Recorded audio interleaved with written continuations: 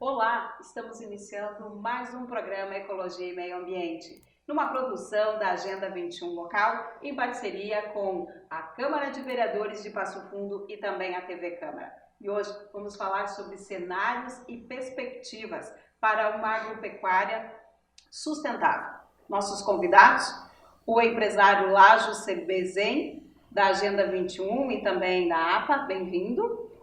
Também conosco o professor Wagner Sanches Barreto, que é professor doutor em Ciências Biológicas, muito bem-vindo. Conosco também a professora Cláudia Petri, engenheira agrônoma, PhD em Paisagismo e Agroecologia, muito bem-vinda. E a gente vai fazer uma conversa, então, a partir de agora, sobre essa questão, da agropecuária sustentável. E eu quero começar com o professor Barreto para falar um pouquinho sobre essa questão. De que forma se faz essa agropecuária sustentável? Nós hoje estamos vivendo dias de muita efervescência, com propostas. Eu estava vendo, essa semana está acontecendo um congresso brasileiro de agronegócio, onde estão sendo apresentadas propostas de tornar esse modelo agro, que é um modelo industrial, em sustentável. Porque eles falam em mais sustentável, mas ele não é nada sustentável, então teria que tornar sustentável. E nós temos aí uma proposta da ONU, que é para, até o final do ano, ter esses encaminhamentos prontos, porque o mercado consumidor hoje não aceita mais produtos com contaminação, e nós estamos vendo muita fome no mundo. Inclusive no Brasil temos 33,1 milhões de brasileiros passando fome e 60 milhões de brasileiros em risco de insegurança alimentar. E nós somos o segundo país maior exportador do chamado agro, essa agricultura industrial. Então isso aí vem comprovar que o agro não está produzindo alimento para essas pessoas, por duas razões fundamentais. A primeira é o alto custo. Uma lavoura convencional hoje consome 35% do seu orçamento em agroquímicos, que são todos importados. E o que é mais preocupante é que eles são importados a taxa zero, de juros e impostos. Então, 35% do custo de uma lavoura vai para pagar adubo e veneno e essas coisas assim. Então, ela se torna a um preço proibitivo para os pobres. Então, é justo a gente afirmar que ela não vai resolver o problema da fome. E a outra questão é que ela precisa exportar para se manter, Então, isso nos leva a crer que nós precisamos mudar radicalmente essa questão da produção agropecuária. E não acreditamos, eu ainda fiz parte, até antes da pandemia, de um grupo de estudos de cientistas da chamada conexão Tóquio, Londres, Paris e Madrid. É tipicamente europeia. Mas eu me perdi deles, e não recebo mais material e também não envio mais nada. E aonde eles afirmavam que esses países que se utilizam desses modelos de produção industrial, eles não têm como eles fazerem essa transição. Eles têm que zerar esse sistema aí para começar um novo.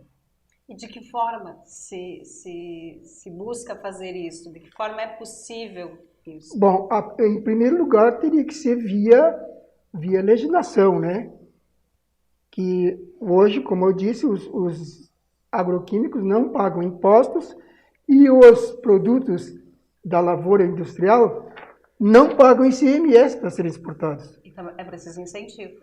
É preciso incentivo. E que esse incentivo vá cobrir a extensão e a pesquisa na agroecologia, porque a agroecologia, ao contrário do que muita gente pode pensar, não é uma agricultura de improvisação, é uma agricultura altamente cientificada, Eu até tinha proposto aqui, neste momento, que eu me congratulo muito com a Câmara de Vereadores de Passo Fundo, com a Agenda 21, né, pessoas incansáveis que estão aí e hoje nos proporcionam essa oportunidade de nós estarmos dirigindo as nossas opiniões ao povo, né, que mais precisa. Essa agricultura ecológica, além de não ser incentivada, ela é perseguida. Porque os venenos... As grandes empresas também, né, as multinacionais... As multinacionais... A gente sabe que tem um poder, na verdade, né? Muito forte, eles têm um lobby muito forte. Questões de valores. Sem dúvida. Só para ter uma ideia, o paraquat foi proibido no Brasil e a empresa suíça que fabrica ele convidou toda a comissão do Senado, a Comissão de Agricultura, para ir lá, com tudo pago, né? No outro dia que voltaram de lá, o senador Heinz entrou com um projeto para liberar o paraquat, sabendo que o paraquat é um veneno não seletivo e que mata. E tem mais uma coisa, que ele não tem antídoto. Como dizia um velho médico lá da minha terra, lá da fronteira, quando chegava um paciente intoxicado com paraquat, ele reunia a família do paciente e pedia para eles orarem, para o cara ter uma morte tranquila. Porque não tinha o que fazer. Não tinha antídoto. Então, o que a gente está aqui hoje, nessa efervescência toda, para propor que o país adote oficialmente, que as pessoas adotem, porque os consumidores eles estão maduros para receber essa tecnologia. Até por uma questão de custos. Quem entrar, por exemplo, num sistema agroecológico, hoje, se ele lucrar R$1, aquele R$1 vai ser dele. Ao passo que essas pessoas que trabalham com essa agricultura industrial, eles não colocam nem o preço nos seus produtos. Vai para uma bolsa de valores, né? Aquela bolsa que estipula o valor. É o mercado. E às vezes o cara diz assim, mas por esse valor eu não pago as minhas dívidas. Mas aí, vai ter que achar para quem? Né? Agora, ao passo que o cara que produz, o agricultor que produz uma agricultura ecológica, ele leva para o mercado, ele vende de porta em porta e bota o preço que ele quiser. Né? Bota o preço justo, afinal. Então, o que a gente... Eu não conversei com a professora Cláudia, nem com o Lajos, mas o que a gente propõe? Que a gente monte um plano nacional de incentivo a esses modelos ecológicos e que isso tenha um aporte de recursos e que isso tenha uma legislação específica que viabilize a colocação no mercado desses produtos. Eu vou todos os sábados na Feira dos Agricultores Ecológicos aqui de Passo Fundo. Nenhum deles é de Passo Fundo. E seguidamente eu encontro a fiscalização lá, confiscando produtos que eles fabricam em casa, coisas assim, né? Umas coisas verdadeiramente absurdas, né? Que a gente não vê nos outros modelos. Aí o pessoal da agricultura convencional diz assim, mas agora querem nos fiscalizar, Mas como querem nos fiscalizar? Se o cara botou uma banquinha de cachorro-quente ali na esquina, ele está sujeito à fiscalização, ele está sujeito ao pagamento de impostos, ao recolhimento de taxas. Então por que as pessoas querem se excluir? Se é uma atividade altamente lucrativa. Porque eles têm um lobby legislativo por trás deles, né? E até judiciário, porque nós estamos vendo aqui no Rio Grande do Sul, agora, o estrago que o 2,4-D está fazendo nas lavouras de uva e oliveiras. Lá na campanha do Pampa Gaúcho, que é considerado o melhor terroir para a produção de vinhos no mundo. Lá passa o paralelo 31, que é semelhante àquela região de La Mancha, na Espanha, onde se produz a maior quantidade de vinhos no mundo. Eles têm isso lá, eles podem cultivar uvas de castas nobres. E eles estão sofrendo hoje com o uso do 2,4-D, que o pessoal mas é só por causa da deriva. Não é só por causa da deriva, tem que proibir o 2,4-D e pronto. Que é um agrotóxico. Que é um agrotóxico, está proibido em todos os países, né? Então, concluindo, assim, essa ideia, Márcia, a gente precisa de imediato que se monte um plano de expansão da agricultura ecológica. todos vão ganhar com isso. Tenho certeza. Professora Cláudia, seguindo esse raciocínio. Então, e utilizar o que já existe, né? Existe uma política nacional de agroecologia e produção orgânica, né? O PNAPO, que foi criado em 2003. O Brasil é um exemplo na certificação participativa. A Rede Ecovida aqui no Sul é um exemplo, né? Os agricultores fiscalizam os próprios agricultores. Aí, quando eu estava na França, um deputado disse, mas daí acontece qualquer coisa. Na época eu tive que dizer, o senhor está comendo lasanha de cavalo polonês, com toda a fiscalização que tem. Então, quer dizer que uma fiscalização de agricultor para agricultor não funciona? Claro que funciona, tanto que é exemplo. E funciona, acho, muito bem, né? E está sendo copiado para o mundo inteiro. O Brasil tem urna sendo copiado para o mundo inteiro, certificação participativa de orgânico, que é fantástica, né? E a questão do imposto de renda, né, online. Então, o Brasil desponta em várias questões, assim, que o pessoal fica encantado com a tecnologia brasileira, com a forma como a gente mostra soluções tecnológicas para os nossos problemas, né.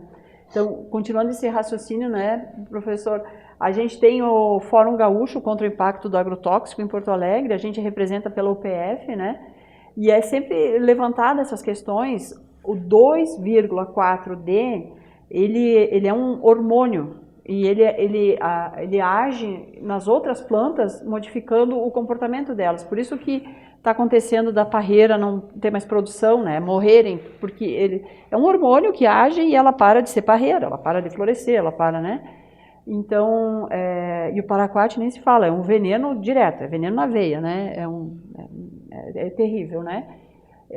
Porque entrou em gargalos tecnológicos, uma tecnologia que foi usada para outra tecnologia que foi criada para a goela abaixo do transgenia, dizendo que nós íamos diminuir o consumo de agrotóxicos, se aumentou, e simplesmente falhou a tecnologia dos transgênicos. Então tem que, assim, buva, azevém, tudo resistente ao glifosato, daí tem que colocar um outro agrotóxico antigo, que era tóxico e tal.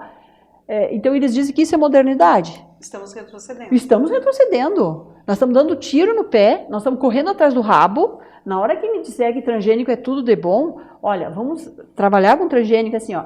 Se tem que ver uma vacina que vai salvar milhões de pessoas e nós vamos ter que se submeter a essa tecnologia, eu me submeto.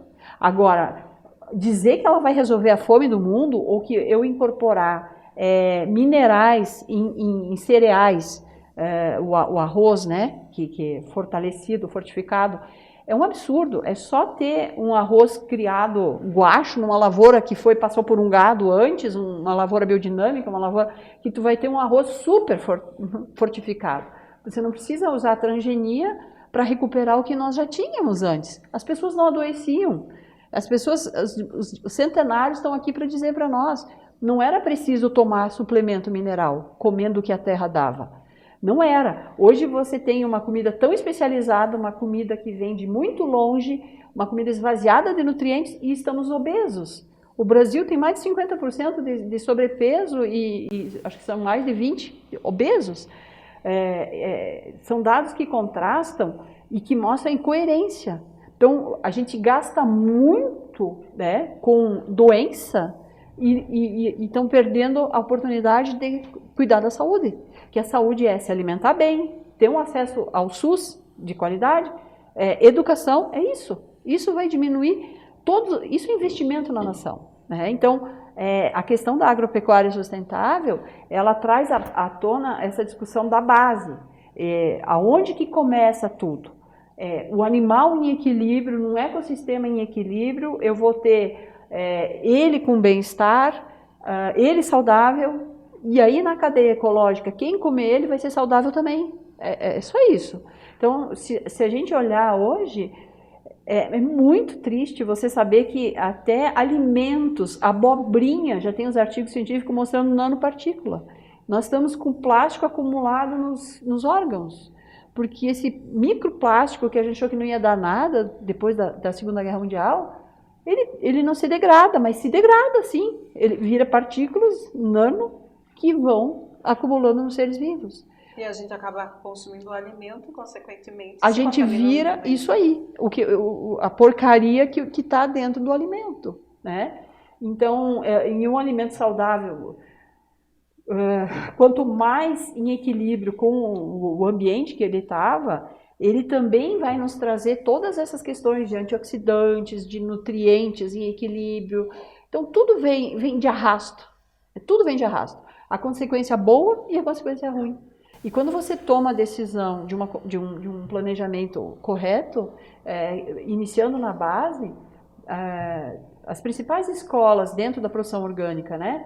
A biodinâmica, a agricultura natural, você trabalha com o animal no ciclo. Tem animais no ciclo. A produção orgânica, a compostagem do Howard, você recicla, né? Seja com biodigestores, seja... Tudo envolve a vida, porque a gente vive produzindo lixo, mas não é lixo, é resíduo. Esse resíduo vai ser reciclado por micronutrientes. Agora, se eu esterilizo um lugar, eu não estou dando chance para essa vida recuperar esse dejeto e transformar de novo num adubo, num nutriente que vai servir para a vida. Ciclo. É isso aí. Temos que apostar na vida, não na morte. Certo. E essa visão mais holística aqui, quem vai trazer é o empresário Lages, mas no retorno nós vamos a um breve intervalinho. Já retornamos.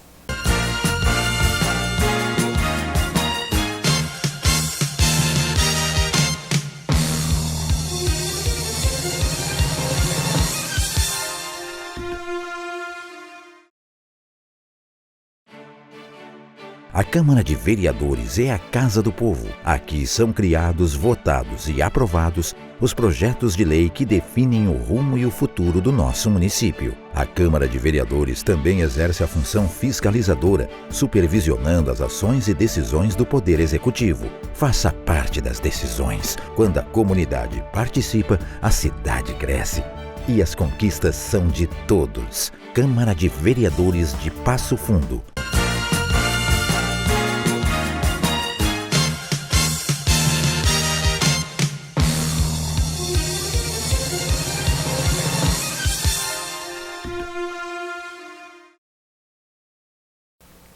Retornamos com Ecologia e Meio Ambiente, hoje falando sobre cenário e perspectivas para uma agropecuária sustentável.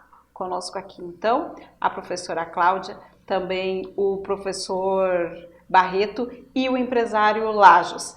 E a gente falava sobre algumas questões aqui, sobre cenários, perspectivas antes, e eu dizia que o senhor ia trazer uma visão mais holística sobre essa questão ambiental, ambientalista, enfim, de que forma a gente trabalha essa sustentabilidade de uma visão um pouquinho diferente, não é, Lajos? Talvez um pouco diferente, parece um pouco distante, porque eu estou olhando de lado de fora, vamos dizer. Essa planeta maravilhosa, infelizmente, virou, ou nossa civilização, com tanta produção de lixo, virou praticamente civilização de lixo.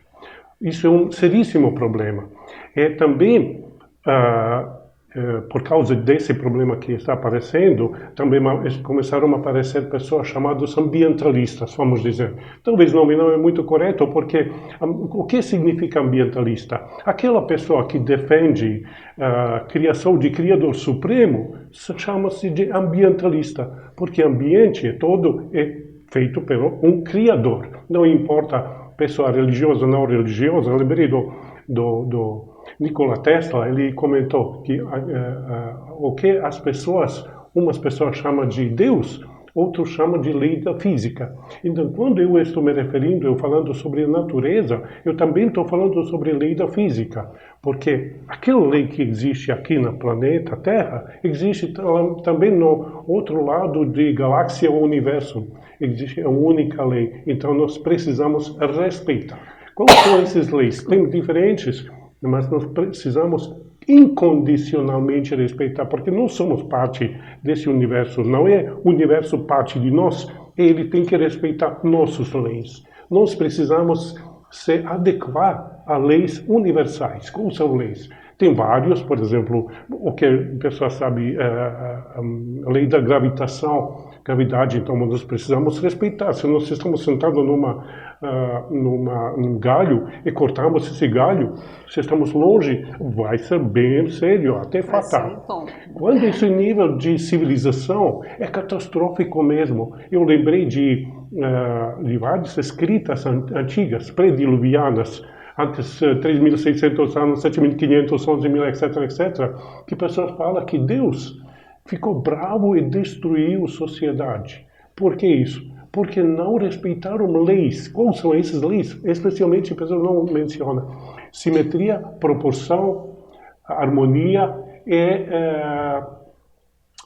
esqueci aquela palavra, desculpa.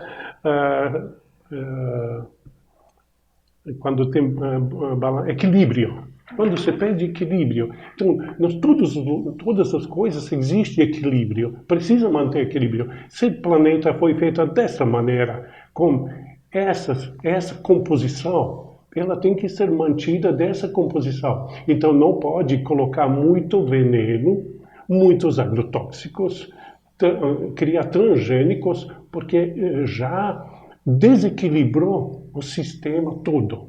Então começa a morrer abelhas, por exemplo, agora. Eu não sei no Brasil, mas nos Estados Unidos já 60% de todas as abelhas mortas. Europa 40%. Sem abelhas não tem vida praticamente, porque não tem polinização, etc, etc. Não adianta criar aqueles transgênicos. Isso não pode. Isso é praticamente contra a lei da física, contra Deus, alguém fala. Então, alguém pensa que vai para, não sei lá, a igreja, não tem nada contra a igreja, mas se alguém vai para a igreja para rezar ou pensa com dinheiro, vai tentar equilibrar, está muito enganado. Isso não pode fazer. Infelizmente, cada dia é piorando, piorando. Um dia vai acabar, com certeza. Isso antigos povos chamaram de Deus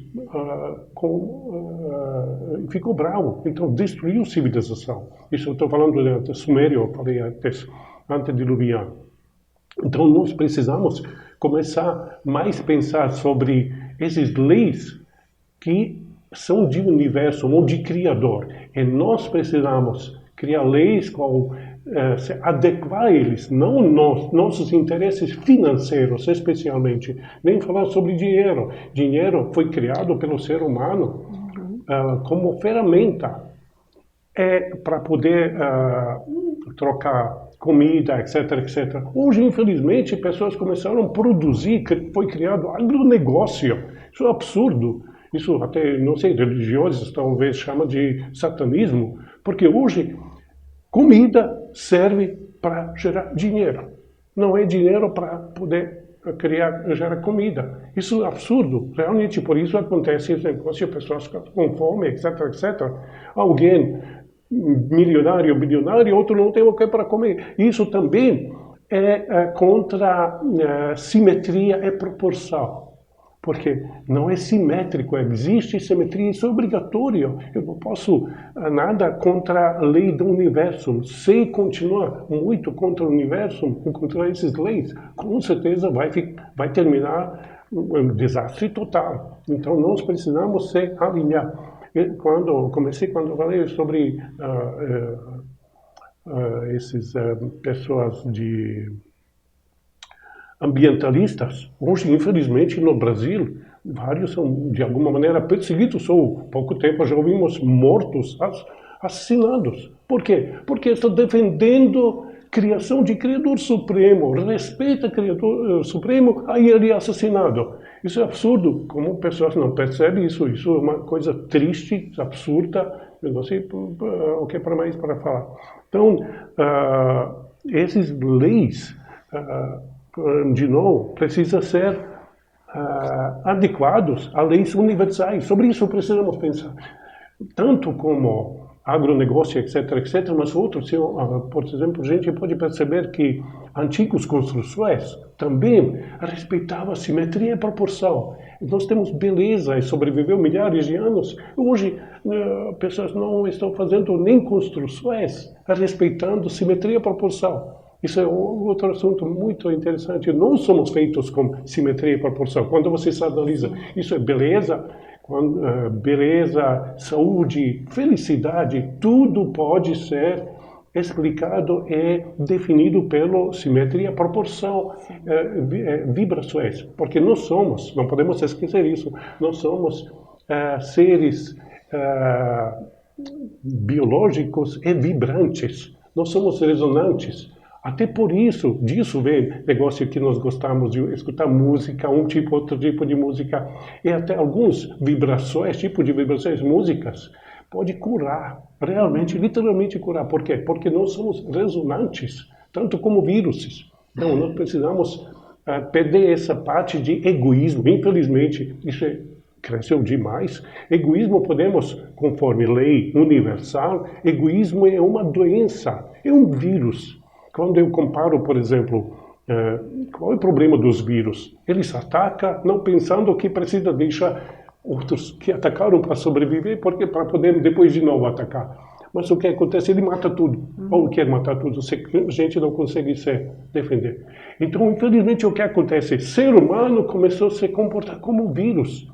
Ataca tudo, destrói tudo, faz um desequilíbrio. Ataca, por exemplo, a Amazônia, não pensando que é importantíssimo a Amazônia para o planeta inteiro, literalmente o planeta inteiro. Então, o ser humano começou a se comportar também como um vírus. Por exemplo, eu lembrei também alguns animais são muito inteligentes, aquele tamanduá, que come formigas. Ele nunca, quando chega até formigas, ela nunca destrói toda aquela colmeia das larvas. Nunca faz isso. Ele vai comer um pouquinho, vai embora, mesmo com fome, vai embora, procura outro. Deixa para se recuperar. Ele é suficiente inteligente para não destruir. Infelizmente, o ser humano parece pior do que vírus, destrói tudo. Chega lá, destrói tudo, não sobra nada. Isso... Um comentário, né, Lajos? A história da Amazônia, né? A Amazônia, em termos assim de patrimônio da humanidade, é o maior trunfo que o Brasil tem. Para o mundo inteiro, não existe nada igual. Mas de pé, né? A Amazônia tem que estar de pé. Senão ela não vai ter o valor que ela tem. De biodiversidade cultural, vegetal, genética animal, tudo, né, o que tem na Amazônia. Quantas curas de doença estão na Amazônia? Mas a floresta de pé. Né? Então, essa questão, resumindo tudo que nós estamos colocando, acho que o grande problema hoje é incoerência e desconhecimento. Então, tem muita informação na internet, mas assim, fake news, né? Vamos lá investigar se isso é verdade ou não. E as pessoas estão perdendo a própria noção de coerência, porque às vezes ela defende uma coisa que vai contra a vida dela. Por desconhecimento, né, professor Wander? Não sei, mas as pessoas, e a incoerência adoece. As pessoas, quando cai a ficha que ela foi incoerente, que ela acabou com a própria sobrevivência, que ela foi alienada a tal ponto de usar o recurso e matou a existência, a possibilidade de existir depois.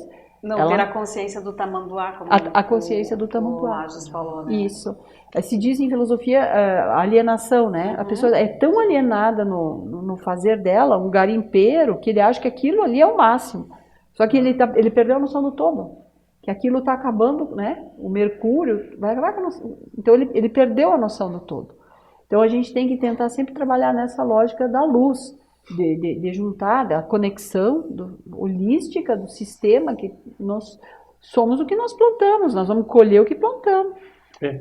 Só para falar mais uma coisa importantíssima, quando ambientalistas estão batalhando para algum objetivo, eu sempre coloco a primeira coisa na cabeça, Jardim de Éden. O que é Jardim de Éden?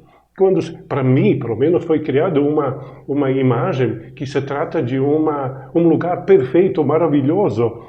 O que foi feito no começo, o Criador deixou uma pureza, onde não tem agrotóxicos, nenhum veneno, não tem transgênicos. É uma simplicidade, perfeição, felicidade. Mas isso não é só uma teoria. Quando estou olhando, por exemplo, esses povos nativos que viveram assim, sem agrotóxicos, mas eles tinham o que nós chamamos de permacultura, uma coisa impressionante. brancos, realmente brancos, descobriram permacultura. Mas isso já existiu milhares de anos. Índios praticaram isso. Lembrei de um escritor norte-americano, antes mais ou menos 150 anos, escreveu, comparando, ele falou, essas crianças indígenas, o dia inteiro estão correndo, brincando, sorrindo. E crianças brancas o dia inteiro brigando. Mas peraí, agora, branco se considera ou se acha de rico, mas não estou vendo qual é a felicidade. Nem falar sobre, agora eu tenho que mencionar para ainda dar tempo, sobre a água. Hoje, infelizmente, cada dia mais e mais poluída a água. Isso pessoas não pensam, isso é um desequilíbrio, porque todas aquelas coisas mecânicas, agrotóxicas, chegassem ao nosso corpo, nós viramos vírus agrotóxicos. Literalmente Exatamente. isso. Só para falar isso. Então, hoje o que acontece pior, pessoas querem, está falando sobre privatização de água. Eu isso não entendo como alguém pode mencionar privatização. Olha, aquelas gotinhas maravilhosas que está caindo, alguém se declara, eu sou proprietário disso. Essa incoerência, né? Criador. E esse equilíbrio que a gente está procurando Criador e proprietário. encontrar aqui, não é? O nosso tempo está esgotado. Eu quero agradecer vocês pela conversa. A gente poderia ficar aqui um tempo bem maior, não é, professor? Lhe agradeço.